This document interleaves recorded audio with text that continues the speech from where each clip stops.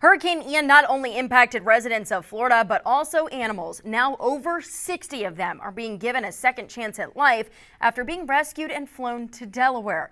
47 ABC's Rob Petrie joining us now live in studio. Rob, we often don't think about the animals that are misplaced. So what is the deal here?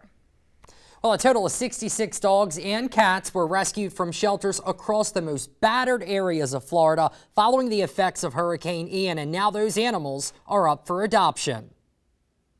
It's a big relief to us to know when we see a disaster, Mark. This is our way that we can help.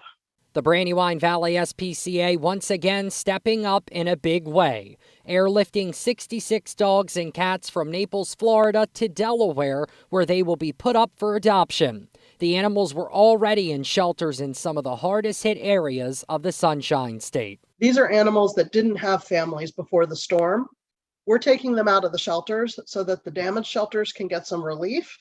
And then the shelters locally have room for the family pets to stay local and get reunited with their families if they've been disconnected. One of the big learnings from Katrina, for instance, was people all over the country wanted to help, but what ended up happening is people's families' pets ended up all over the country. Something rescue officials did not want to happen with this disaster, which is why organizations like the Brandywine Valley SPCA sprung into action. If you look at the situation in Florida, you've got families with damaged homes, maybe can't have their pets where they're staying temporarily. You've got pets that are at large from the storm.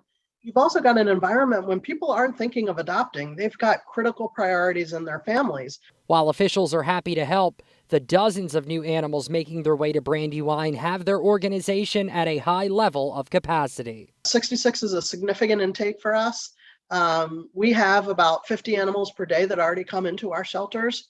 These are locally lost animals, cruelty cases. So we're continuing to do that work. So to take those 66 animals up on top, the staff is working extra hard.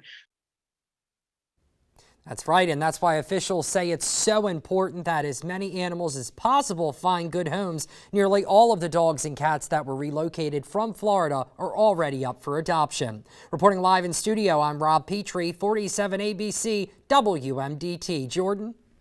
Rob, thank you. Such a bittersweet story there. And if you'd like to adopt, you can begin the process by visiting bvspca.org for more information.